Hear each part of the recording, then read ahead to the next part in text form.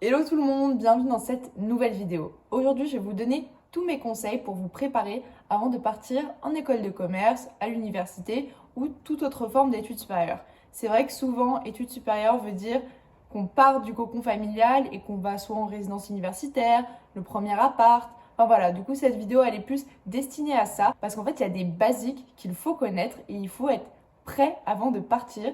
Donc je suis là pour ça, c'est des erreurs que moi-même j'ai faites, comme ça vous n'avez pas à les faire. C'est parti. Dans un premier temps, la base des bases, il faut avoir tout type de vêtements. Par exemple, si vous partez à l'étranger faire vos études ou même si vous changez de région, c'est important déjà de couvrir toutes les saisons de l'année. Après, en études supérieures et surtout en école de commerce, il y a souvent énormément de soirées autour de différents thèmes. Donc des soirées plus formelles, des soirées plus boîtes, des soirées où tu vas vraiment te faire dégueulasser les vêtements. Donc ça, en fait, il faut un peu prévoir, histoire de ne pas porter, par exemple, des chaussures que tu n'as pas envie de dégueulasser en boîte. Voilà, ça m'est déjà arrivé.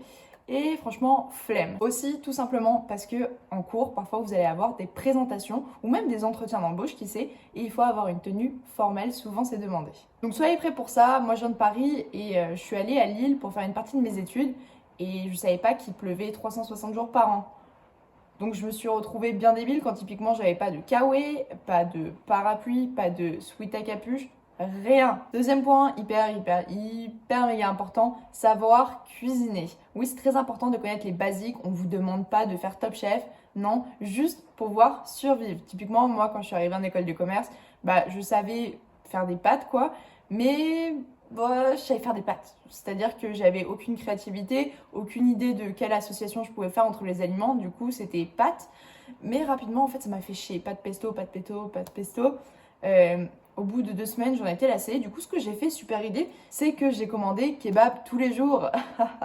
Voilà. Donc, comment vous dire que alcool plus kebab, boum, 15 kilos en plus la première année.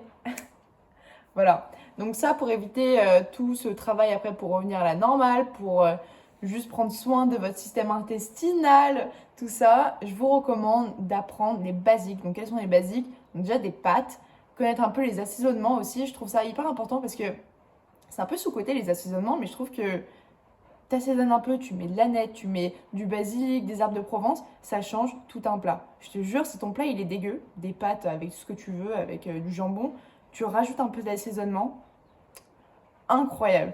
Mais bref, du coup, donc on a dit pâtes, aussi des œufs, que ce soit pochés, des œufs frits, des œufs au plat, des œufs durs. Franchement, ça se mange à toutes les sauces, c'est super bon pour la santé, les œufs, donc n'hésitez pas. Et aussi, enfin, la base, le riz. Petite anecdote quand même, je me rappelle que j'étais rentrée un moment à Paris, donc voir mes parents, et donc j'ai un frère, et il devait cuisiner parce qu'en fait, il y avait strictement rien dans le frigo. Et donc il va faire des pâtes, sauf que les pâtes, il les met littéralement dans la casserole. C'est-à-dire casserole, vide, mais les pâtes. Mais là, j'ai halluciné, je me suis dit, oh là là, je vais lui montrer au moins comment faire bouillir de l'eau. Voilà, c'est juste, peut-être que ça paraît évident pour certains, mais pour d'autres, ça ne l'est pas du tout. Donc voilà, juste soyez au courant de ça, apprenez un minimum à cuisiner. Troisième point aussi très très important, vous préparez un plan budgétaire. Donc je dis pas faire un Excel avec toutes vos dépenses, mais au moins savoir quel est votre budget et ensuite comment vous allez dépenser les charges fixes. Donc les charges fixes, c'est par exemple votre carte SIM, Internet, les transports, tout ce qui va être récurrent et que vous ne pourrez pas soustraire en fait tout simplement. Donc juste savoir ce que vous avez au total et savoir ce qui va partir au total aussi. Bon à savoir aussi, il y a pas mal d'aides pour les étudiants du genre CAF, bourse, donc ça renseignez-vous aussi, ça peut vachement vous aider et ça peut tout de suite faire rentrer de l'argent à la fin du mois, du coup c'est toujours cool. Donc dernier point évidemment en relation avec celui que je viens de dire, organiser son budget du mois et encore une fois on n'est pas sur un Excel. Si vous voulez, un jour, je vous ferai un Excel. Renseignez-vous s'il n'y a pas des banques qui sont partenaires avec votre école ou qui font juste des programmes pour les étudiants. Dans ce cas-là, votre carte bancaire sera sûrement gratuite. Et en plus de ça, vous pouvez avoir, je sais pas, des réducs au cinéma ou quand vous achetez un McDo. Je me souviens, moi, j'avais ça. Et ça paraît débile, mais en fait, je sais pas, enfin, c'est quelque chose qu'on regarde jamais, qu'on demande jamais quand on ouvre un compte bancaire. Avec une carte de crédit, tu peux même parfois avoir une assurance sur quelque chose. Donc ça, c'est des choses à regarder. Donc demandez juste à votre banquier quand vous ouvrez votre compte. Et en plus de ça, vous pouvez aussi donc télécharger des applications gratuites, évidemment, pour transférer de l'argent. Par exemple, quand tu pars en voyage avec des potes ou même parfois en soirée, tu peux payer grâce à ces applications du genre Pumpkin, Lydia, tout ça. C'est hyper utile et ça facilite tellement la vie plutôt que de compter ses petites pièces dans son porte-monnaie parce que Bon, c'est vrai que les pièces, de nos jours, ça s'utilise plus trop, on va pas se mentir. Et enfin, évidemment, si tu as besoin qu'il y ait une rentrée d'argent plus conséquente que juste des aides, essaye de trouver un travail. Et pour trouver un travail, il faut quand même s'y prendre un peu à l'avance. Donc je t'invite à regarder peut-être 2-3 mois avant que tu t'installes. Il y a des plateformes comme Indeed.